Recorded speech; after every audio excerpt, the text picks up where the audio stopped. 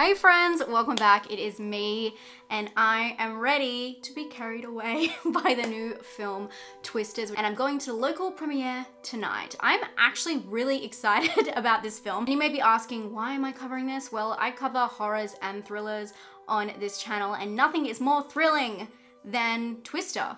Twister is such a thrilling movie. I just finished rewatching the original and I watched it not too long ago. I find it to be a very satisfying drama thriller. It has all of the great elements, a personal story, passion. It's like a romantic, unromantic, exhilarating journey, and I think it's a really good balance of all of that together, combined with something that we find fearful as human beings, which is natural disasters. And if you didn't care about this sequel, I'm going to tell you today why you should. The original film had Helen Hunt, Bill Paxton, the late Bill Paxton, the late Philip Seymour Hoffman, Alan Ruck. It was a star-studded cast for the 90s. But the reason you should actually care about this film is because Bill Paxton loved the original, and he passed away sadly in 2017, and he was trying up to the end to get a remake put together, and he wanted to direct it himself. He directed Frailty, and that was a massive success,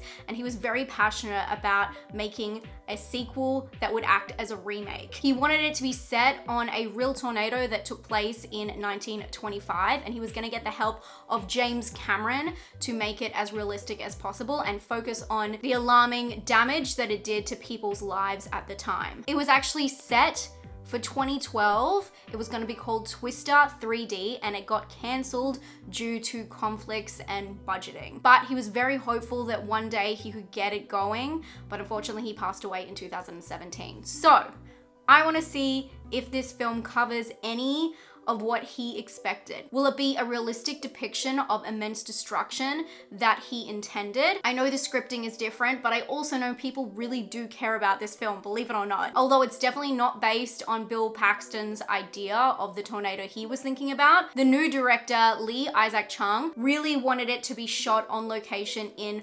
Oklahoma. So basically there's people who have a clear vision for this film, and I really hope it pays off after all these years. This is a standalone sequel for a film in 1996. That's wild. Twisters stars Daisy Edgar Jones and Glenn Powell. It also has Brandon Perea, Anthony Ramos, Sasha Lane, and it's about a retired tornado chaser and a meteorologist who is persuaded to return to Oklahoma to work with a new team. I just want this film to be exciting, popcorn, fun. I will let you know all of the details without spoiling any of the plot.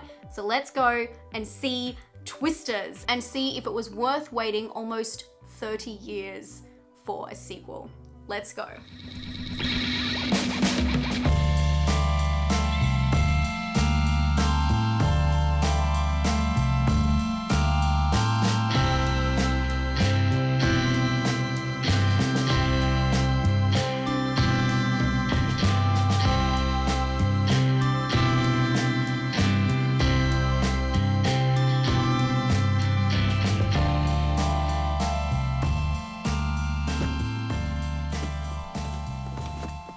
Hi guys, I just got back from watching Twisters and I am pleasantly and happy to say that I was surprised, and I think that's a really solid film. I wasn't going into it with low expectations or anything like that, but I had just finished the original and realized how much I loved the original, or thought it was just such a good piece of cinema. And I feel like this film, it is really the combination of a modern remake with a lot of the heart and soul of the original in terms of the theatrical sense. It was that very epic action movie with just the adventure music that I love, and it also has a lot of heart and soul in it.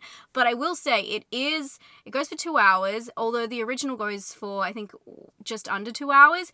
It does feel like it takes a long time to finally get there, but when it does feel like a beautiful, complete picture, and it is very much worth holding out through the second act, which does kind of dip a little. I was really interested to see how our leads would come together, because Glenn Powell plays such a funny, strange character in this film. He plays almost like a YouTuber who is a storm chaser, and it's all about views and just doing it for fun. I didn't know that that was going to be his character, so that was very fun to see him play that role and something a little bit different. The film does feel very traditional in the adventure action sense.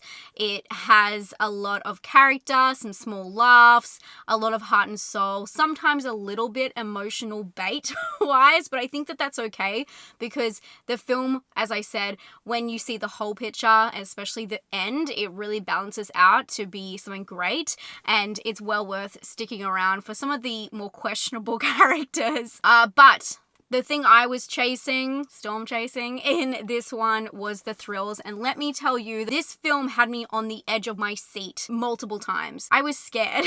It was scary. It was a lot. And the destruction and immense destruction was felt. I think that this would be a movie that Bill Paxton would be proud of because it really shows the devastation of tornadoes and talks a lot about the after effects and the people who are living in Tornado Alley.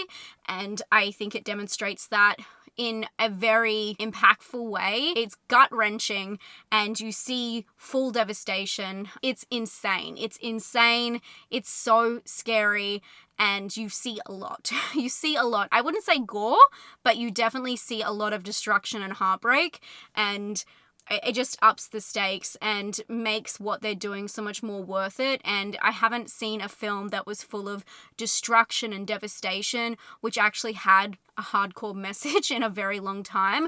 Watching a lot of horror movies as I do, that usually is not the message. It's usually like survival. So I really enjoyed the emotional element to this film. Technique-wise, that's where the modern element of this really comes into play because it uses found footage in elements, especially with doing the YouTube stuff and just some other elements. It goes back and looks at different footage, and I thought that was a really interesting way to bring the modern element into this kind of old school action adventure story. And then they also did that with the music where they had these epic, you know, bedding soundtracks where it's all adventure. And then they had some new American kind of like country tunes, quite modern. So I really feel like throughout the whole film, they shared attributes of classic adventure, devastation, I guess natural disaster films. And then also they put a new spin on it with all of the storylines. So it really does meet in the middle. So if you have to kind of give way to either or, if you're not happy to give way to either or, this might not be the film for you. But if you are happy with that, it is very solid when it comes together. And I think they did it in the right way. I do think it helped my viewing experience, but I do think this always helps rewatching Twister before seeing Twisters, but you don't have to. You don't have to. I just think that I understood better of what they were doing, and some of the elements in terms of equipment and things like that made more sense to me. And of course, when you see a version, or I guess this is a standalone sequel, but when you see an updated version of any film, especially from 30 years ago, you can see the subtle nods a lot easier. It just works. It pays off a lot more, but it's definitely not a must. All in all, I would give this film, the thing is, I would give it a 8. I would have given it an 8. I really enjoyed the whole viewing experience, especially seeing this at the cinema, because I went to an extreme screen, which are at Hoyts in Australia, if you know what that is. Dolby Atmos. The sound is intense, and when the tornadoes were happening, you could actually feel it. The ground was vibrating. It was such a cool experience, especially at the cinemas, but I do think it will translate really well at home. But in saying all of that, this is not my normal type of viewing, and I feel like the slowness in the second act kind of dropped it down to me, so I would give it a 7 out of 10. Please don't be mad at me because it is apples and oranges and there is only 10 points on the scale. 7 is what I gave the original Twister film, so I do think it lives up to expectations. For originality, I'd probably give it a 2, and for scare, it was thrilling, not scare. I know I said I was scared, but it was a thrilling ride. I was scared for these people's lives. I was not scared in the way that, you know, I'm scared something's going to jump out of my back seat. But I would probably give it a 4. I thought it was really thrilling, and I saw a couple of people around me with their hands over their face. I thought it was done really well. Very epic to see in the cinema as well. If you can, do it. If not, definitely rent this one later down the line because it will still be worth watching. That is what I thought of Twisters. I'm really glad I went and saw it. Have you seen Twisters? Let me know down below what you thought.